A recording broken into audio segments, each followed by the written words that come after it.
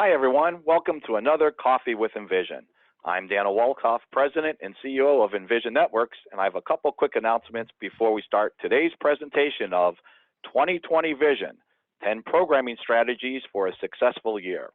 Creating a plan from scratch is difficult and takes time. However, using proven strategies can make the process easier, so today we have assembled two respected format experts to walk you through at least 10 programming strategies, maybe even more, that we will give you a blueprint for planning ahead to 2020.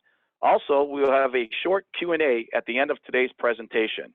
You can ask questions using the chat feature or send an email to Dave Hintz directly with the address of daveh@envisionnetworks.com. As always, the webinar is being recorded and we will send you a link to use after the presentation. We also use the recorded version for future playback on the envisionnetworks.com website. With that, let me introduce you to both of our guests today. Howard Kroeger is a 30-plus year veteran of radio. He has worked as an on-air talent, music director, program director, operations manager, researcher, voiceover talent, and entrepreneur. In March 2002, Kroeger created and launched the very first hit station in North America for Chum Broadcasting. Bob FM's success debuted in Winnipeg and spawned the adult hits craze which swept both Canada and the U.S. Since then, Howard has been very involved in the launching and programming of other adult hit stations across North America, as well as the development and execution of the country gold-based format Hank FM. Howard is currently president of Kroeger Media, Inc., where he specializes in format development, research, and oversees the programming needs for well over 60 radio stations throughout North America and overseas. Chuck Duncan started in local radio sales 259 dog years ago. That's 37 years to save you the math. He moved to the national sales arena with Cats Radio in Chicago, then on to an ownership venture in Milwaukee. This led to the formation of the One-on-One Sports Radio Network, the nation's very first 24/7, 365-day live sports talk network.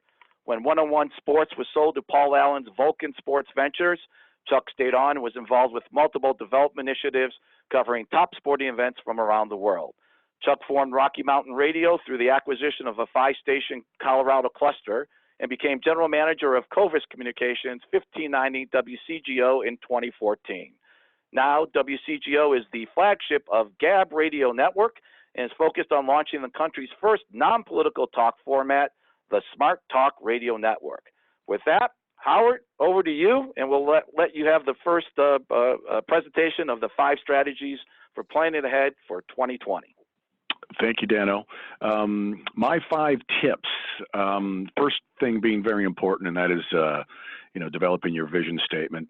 I think coming up with a vision statement is usually a lot easier than living up to it and delivering on its promises. A lot of times, we create these sweeping, majestic, and visionary ideals for our stations as we would like to see them in our minds, but we end up failing because we don't have the horsepower, the budget, or the staff to pull them off. So it's very important to make sure that that vision statement for your station is challenging but also attainable.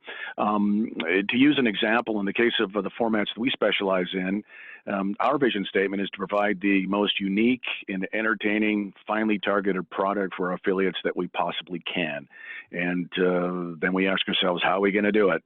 We're going to test our music against our target to make sure we're playing the right songs. We're going to make sure that we keep the imaging fresh and top of mind, and we're going to make sure that we are relentless in how we properly position ourselves.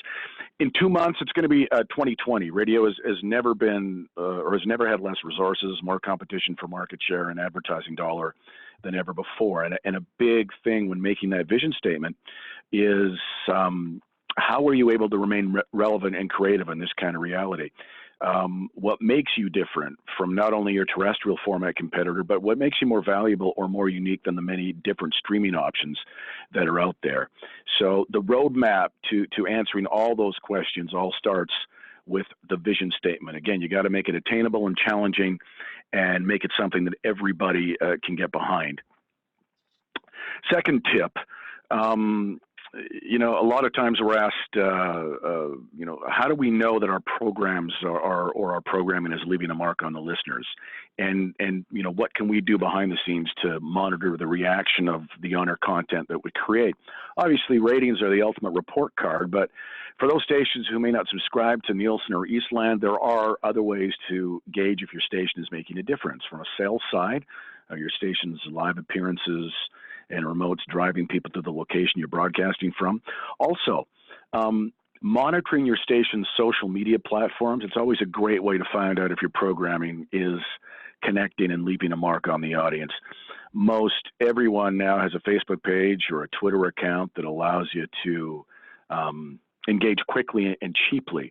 When the morning show or let's say the afternoon drive host throws out questions on Facebook or makes a comment on something that is happening, what kind of response is there? Are there crickets chirping, or are there lots of likes and engagements? Are the tweets being retweeted? Is the content that's being posted engaging? Does it foster more goodwill back to the station? Those are some of the good indicators. Another tool that has really taken a backseat in favor of Facebook and Twitter, but is a really good barometer of how things are going, believe it or not, is still the good old-fashioned phone. Now, phones still exist. People still like to share their opinion and leave phone messages if you ask them. And I've always been a big proponent, especially with our formats, of setting up a phone line specifically for caller interaction and maybe having a simple promo asking the listener to tell us how they're doing. It's just a great measuring stick. And I personally like using the phone as an additional tool for two reasons. Number one, in gold-based formats, such as the formats we do, like a Bob or a Hank, listeners are more apt to call in and leave a message when you ask them. A lot of that has to do because they're not part of the texting-only generation, just because of their age. You ask them for their opinion, and they tell you. This kind of research, of course, it's more focus group in nature, but it will help open the door to more insight for you. The other thing I like about the phone is that great calls, of course, make great endorsements for the radio station. As I've always believed, there's no better endorsement for a station than a happy listener, and it just can be very infectious. Tip number 3, it's all about using listener research to develop your on-air library. And a big part of it is you don't want them to guess, or you don't want to guess. You want to know what your listeners like. And I've always been another big proponent of using internal vendor research and rolling those into the radio station's plans. The good news is there are a number of research tools out there today that one can utilize that don't cost an arm and a leg.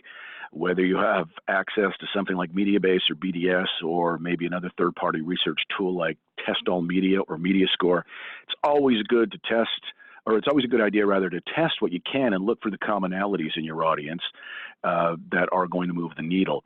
A simple online music test, which today are a fraction of what an auditorium music test costs, can be a great way to take the temperature of your library. If you're a gold-based station that maybe you shut the door on music past 2010 and you're testing the waters and maybe moving further into the late 2000s, it's a great way to get a temperature on how far you can go before you start receiving pushback from the listener. It's also a great platform to ask some quick strategic questions. Again, if you're a goal-based format, what's your favorite decade of music? What decade of music would you like to hear more of? What decade of music would you like to hear less of? You might be surprised. A good example of a surprise, one of our formats is very focused on the 90s. In fact, our research showed that it was the 90s that was the main draw for the format. However, in the music test, we found that approximately 41 of the top 100 songs were, in fact, 80s tracks. And I guess the best metaphor for that would be, let's say there's a big steakhouse in town that has everybody going, or that everybody goes to for steak. At least that's what we think, or they think, but really it's the lobster that a good majority of the patrons are going there for. So again, it's always a very, very good tool to be able to use research to develop that on-air library. Next tip number 4,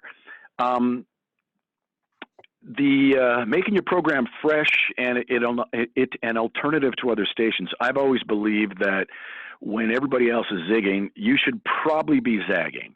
What's going to make you a better alternative? First thing to ask yourself overall, what is the wow factor like on my station? How many times an hour am I giving the listener that oh wow moment? And of course, oh wow moments, they can be anything from a totally on target sweeper into an oh wow song, or it can be something the jock said or communicated that elicited that, oh wow, I never knew that from the listener. How many hours or how many times an hour can you deliver something unique but in target for your audience? How many takeaways can your morning show give to the audience? The more you can increase the count on all of those, the better the station sounds. And of course, the better it'll show up in ratings. Knock on wood. And finally, tip number 5, building your contingency plans. You want to prepare yourself to move with the programming that lines up with the listener's ever-changing tastes. And of course, we always need to remember that the audience is definitely a moving target. Having a good, solid knowledge of just who's making up your target audience is absolutely key. You need to remember that every year someone is falling out of the target and someone's entering it. If you're a country station that specializes in the legends of country, is this the year that you maybe add Carrie Underwood to the legends lineup, seeing that she is, she's been at it now for 13, 14 years, and probably to a 35 to 40-year-old female country P1, she might be considered a legend. Spoiler alert, she actually is. But going back again to what we talked about in tip number 3, if you can afford third-party online music testing, using it to help make decisions on the moving target is absolutely invaluable. And one of the things that we have been able to do on our country formats, for example, is run a national online music test in all of our markets and then break out the results by market. This allows us to follow the audience a lot better, follow and adjust ourselves to their musical wants. And finally, every one of us has heard a great radio station before. There are lots of good radio stations, but there are less great radio stations. And when I say great, you know what I mean. We've all had that experience where, I was listening to, WWXX. Can't exactly point my finger on it, but man, it just sounds great. Now, if you break down the difference between great and good, you'll always find that the great radio stations are the ones that look after the small things. It's the minutia, if you will. And that is the key to great. And that is very key and something to keep in mind when you are putting together the all-important mission statement, which takes us back up to our very first tip that we started with. So that wraps up my 5 programming tips. If you have any questions, of course, we'll be answering them at the end. But for now, please welcome my associate Chuck Duncan to give you the next 5 programming tips. Chuck? Thank you, Howard. I appreciate that, and thanks for a lot of great tips there. You're welcome. I've been more involved on the talk side, and I think it's a great mix to have somebody with Howard's expertise from the more of the music side, and as a result of the talk stuff that we do, technology plays a huge role in how we do what we do. We are basically a technology company that uses audio through that conduit that we build, and one of the hard things to look at, particularly from budgetary restraints, is how advanced can we make our technology? Can we take advantage of all of the new technology that's out there? I look at the technology changes that have come about in the last 20 years, and then in the last 10 years, then in the last 5, then in the last year. And we're seeing technology capabilities grow exponentially almost daily. The problem with embracing the ever-changing new technology is, what does it do to your existing technology platform? Does it play nicely with everything you've got in your racks? So when you consider trying to take advantage of new technology, you've got to look at what you've got and how the new technology is going to interact with what you're currently using. And to do that, I read a lot. I try to keep up the speed on things that are coming, 2, 3, 5, 6, 8 years down the road, so that we can begin to plan and build in our infrastructure for those technology advancements. It's not nearly as expensive as it used to be. When we started one-on-one sports, we probably laid out $8 to $9 million for a satellite uplink facility and retrofitting affiliates with receivers and doing all of that. Today, we can build a global inbound and outbound distribution platform for a couple of $1,000. You need a good console, you need some good telecom equipment and a good telecom package. But once you're there, you're pretty much ready to go. But then we have to look at how does that stuff play with all the other stuff we've got. How does it work with a time management standpoint? How does our staff embrace new technology? What's the training curve? How long is it going to take us to implement all of these technology changes? How much time and money do we need to spend training our people? I know some of the new automation platforms, they've got a 2-week training seminar where you send your people off campus for a couple of weeks. And, that's not cheap. By the time you add in hotel and time away and what happens to their positions while they're out learning how to use this stuff, how do they come back and train the rest of the people on it? So these are all things you need to consider. And it's exciting to look at all the new shiny stuff that we have, but you need to really make a very definitive, well thought out strategic plan as to how you're going to layer these things in. And that leads me to my next tip. Looking at once we have the technology, we need to take a look at the shows and the features that we're offering. I keep a grid. I keep a spreadsheet grid of my whole 24-hour lineup on the Chicago station so that I can, kind of follow along, and I look at it from a macro standpoint to make sure that everything fits properly. How do we get the most bang for our dollar?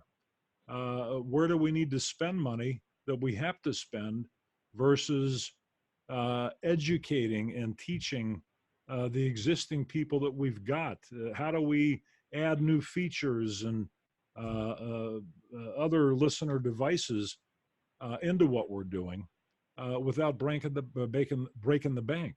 Obviously, budget is a huge consideration in today's station operations. We're doing a lot more with a lot less, with a lot fewer people. So we need to be multiversed. And from my perspective, that means I have to look at our overall picture and make sure that everything fits together properly. And that, as Howard was talking about, that they serve that mission statement. Do they know where we're going? And that takes me into my next tip. Getting to know the on-air schedule. When I look at that grid that I lay out, and that thing is changing, on a monthly basis as we're mixing and matching and tweaking and adjusting, I've got to look at the holes. What isn't working? What can I do with the resources that I've got to fill those holes, or to make everything flow, properly? I've got to make it flow chronologically, from a sun up to sundown to late night to overnight mentality. And what are the things that we're doing that are working that we can integrate into the rest of that schedule where things may not be working? So getting to know the schedule, and I kind of do it by picturing a 24-hour listener, and I know that 24-hour listener is an odd duck. So I can't program specifically to what I envision that person might look like, but I think about listening to my station on a 24-hour basis, and does it make sense all the way through the clock? Am I throwing day parts away? Am I ignoring, weekends? And we're going to get into that in a minute. What areas am I ignoring that I can't afford to ignore? Because that's time. And in our business, our time is our money.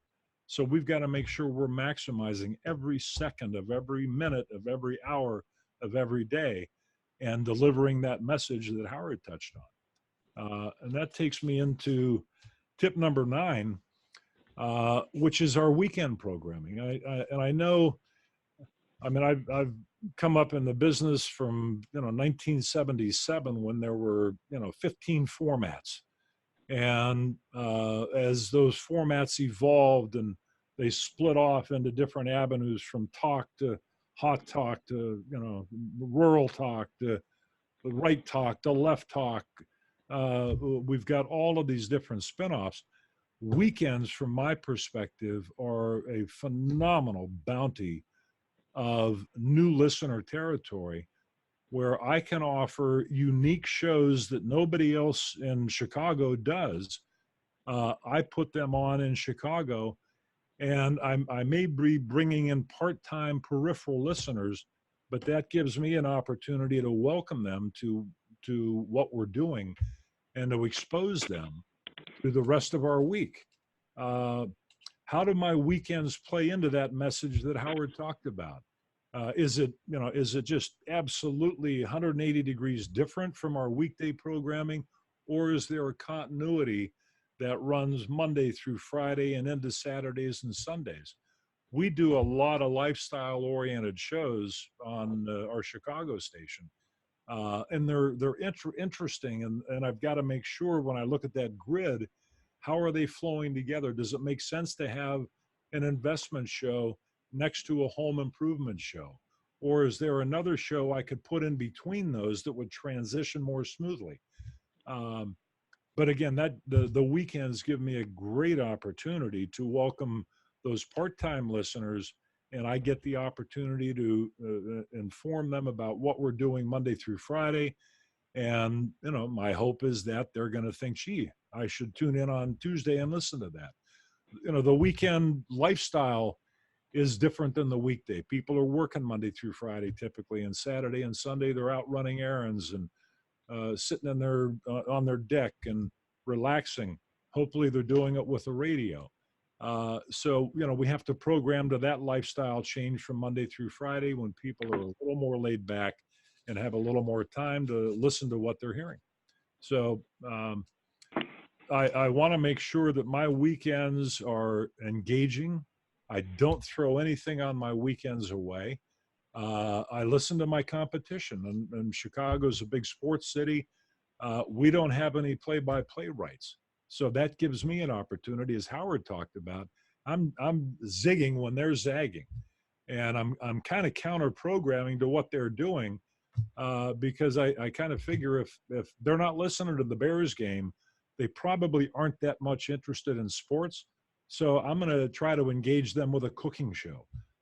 Or some other educational show that they're not going to get anywhere else. That leads me into slide number 10, and that deals with coaching our current talent. And again, I'm going to refer back to something Howard said about you've got to make sure everybody understands where we're going. I've got to communicate with our folks in the building to let them know that here's where we want to go. And I need to make sure everybody understands that. So everybody's pulling on those oars in the same direction, and they understand that mission statement. They understand our brand. They understand what differentiates us from the other stations in Chicago. I look at the morning show. In our case, we have a really unique hybrid situation where I've got a foreign language 7-hour block that's done in Korean. And I could, blow that out and do something more traditional. But in Chicago, that's a huge population. So it gives me an opportunity to exclusively reach an audience that nobody else in Chicago gets to go after. So I don't get to coach them because I don't know how to speak their language. But I have to take that, and I tell people that I use that block as the gigantic pillar in my living room that I have to decorate around. And it gives my station two very unique personalities. One is Korean, the rest of it is talk and lifestyle-oriented programming. For all of those talk and lifestyle-oriented shows, those are the folks that I have to make sure they understand what that mission statement is. What does the brand Smart Talk mean to them? And what does it mean to me? And it may mean something entirely different to me. So we need to sit down and talk about that, figure out what it means to everybody so that we all know how in the hell we're going to get to where we want to go.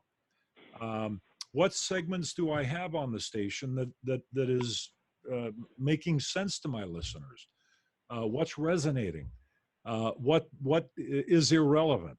I need to get anything that is not relevant to today's living off my air, because I hear a lot of that stuff around Chicago radio, just irrelevant stuff.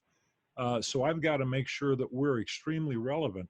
I've told all the folks in our building that we've got every piece of equipment. We've got a transmitter that makes us sound as good as anybody else in Chicago can sound. So what's going to differentiate us is how we deliver the message that we're delivering. And that allows us to play on a sloped playing field. From a budgetary standpoint, I don't have the budget that Entercom has or Cumulus has, so I've got to do things a little smarter, a little differently, and zig when they're zagging. And then I've got to look at that flow. Is everything flowing from a logical standpoint?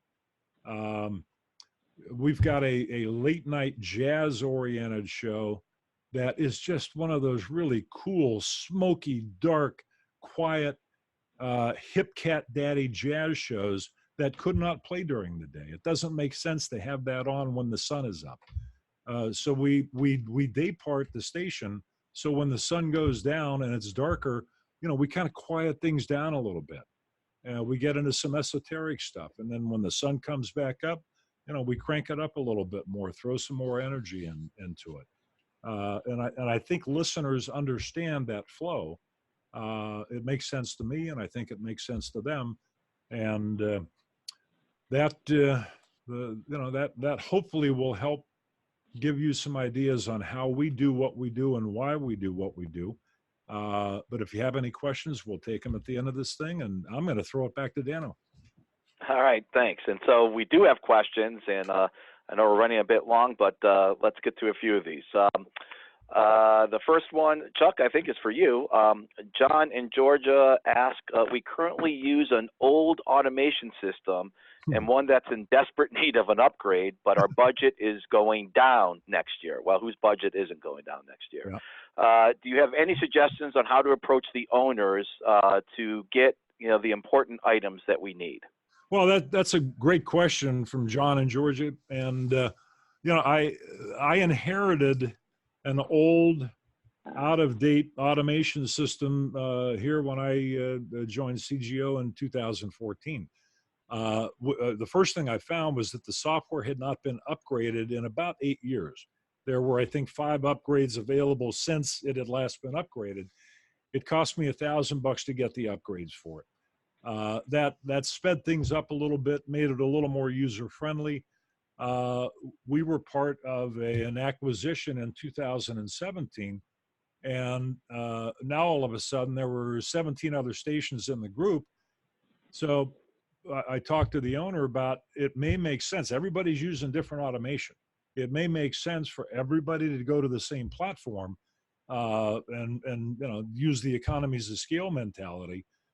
So that's what we're doing. It was still a budgetary item that we had to get in, but it made it a lot more palatable to spread that over 17 stations than to just have one station take the brunt of it. So I would suggest, John, if you're part of a group, look at the other stations in your group and find out what they're using. If everything's different, if you go to the same platform, you're going to be able to take advantage of the economies of scale. Otherwise, make sure you've got all the most current upgrades, and hopefully that will help alleviate part of that for you. Very good. Nice. Howard, next question for you from JJ in Pennsylvania. Should we place a lot of emphasis on what listeners say on social media about our talent, promotions, or just the overall sound of the station? Oh, that's a really good question, because I've always thought there's a big difference between good to know and thanks for that. We are on it. Again, all the comments from listeners should be listened to and weighed. However, you do need to be careful in sorting through what is worth following up on. For example, if someone posts on your Facebook page that, and actually this has happened, that they're disappointed you would play Toes by Zach Brown or by the Zach Brown Band, and they're offended by the line "Got My Ass in the Sand," I probably wouldn't yank the song based on that, because it falls into the that's good to know that some people are still sensitive to some of the language found in some country songs, but you'd still stay the course. Ironically, you actually might have upset the same amount of people by not playing the ass version, but bottom line, I wouldn't consider it actionable. However, if, let's say, you've made some adjustments to your library, maybe playing more of something than you were before. Let's say you're a classic rock station and you just added a bunch of deep tracks from Guns N' Roses, and you're getting some pushback. I would take that more seriously, and because it ends up being a bigger picture thing that definitely needs your attention. So, bottom line is that you do have to read in between the good to know and thank you, we're on it, we'll fix it. Perfect. And then, Howard, again, this is another question. This is from Brad in Ohio. Like all people busy operating more than one station, so on and so forth. But he wants to know, how can I go about doing market intelligence? I want to know my competitor's strength and weakness, but time is a factor. Do you have any suggestions? Well, first off, you really need to decide what is most important and what's going to have the biggest effect on the success of the radio station. And that, again, is usually the big picture stuff. You need to make the time for the big picture and important stuff, which is where this lands. In my books, anyway. The technology is already there. Pulling off a report from Mediabase or BDS that shows you everything that your direct competitor plays, what their spin counts are, what their current to gold ratio is, what their core artists are. Doesn't take a whole lot of time. If you can do that, wonderful. If you don't have access to a tool like that or tools like that, or possibly your market isn't monitored, delegate your secondary duties to someone else and take the afternoon off and listen to your competitor. If you don't have anybody to delegate to, phone in sick. Go to your competitor's website to see if they're streaming. Check out their last played window to maybe get a sense of how the music is stacking up on the competitor station. Bottom line is, you really need to make the time for the things that are going to affect your station's performance. I used to practice something called planned negligence. It didn't mean I filed something I hadn't done yet away forever. It meant that there were other things more important that took precedent over the smaller things that needed to be, that I could wait on. So bottom line is, it's tough. It seems like a grandiose answer, but you do need to make time for the big picture things. Perfect. So next time someone calls in sick, just tell them, "Hey, Howard Kroeger told me to call in." yeah, I don't mind. Last question, Chuck. I think this is for you. It comes from Mandy. We broker some of our weekend mornings. Do you have any advice on what we can program around those shows so that we entertain the listeners and ideally get them to keep listening? Well, that's a great question, and it's it has been, I think, a big problem in radio where you want to take those brokered shows, but you don't want them to sound brokered. We take a lot of brokered shows on our weekends.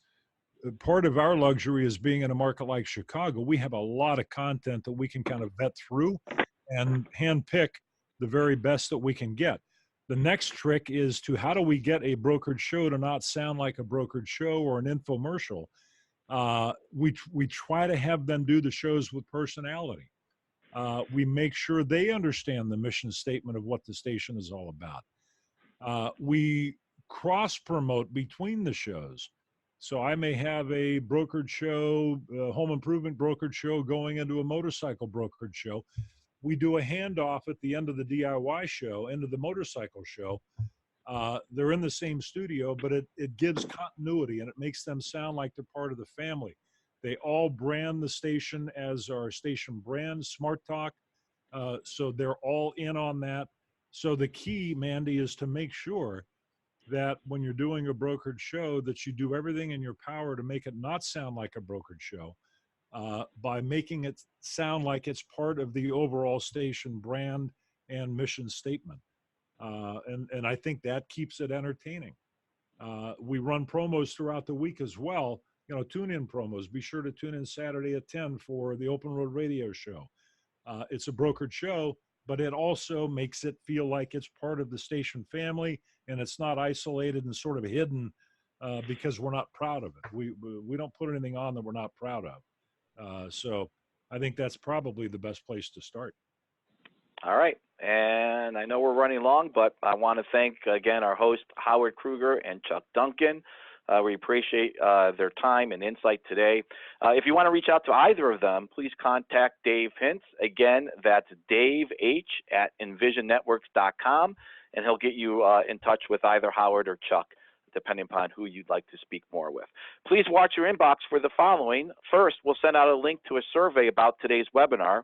We'll randomly draw one winner from all those who take the survey to receive a limited edition Coffee with Envision coffee and soup mug. Yes, it's a mug large enough for a bowl of soup, but I use it for my daily cup of coffee. By the way, today's topic came from direct feedback received from previous participants. So we do read all the ideas and comments submitted, so we really do ask you to fill out those surveys. Secondly, we'll email you a recording of this webinar so you can revisit it, share it, forward the video to others in your group and on your team. And finally, look for an invitation to our next Coffee with Envision coming to you early in 2020. For now, good luck as you plan for next year, and thank you for attending Coffee with Envision. We'll see you next time on the radio.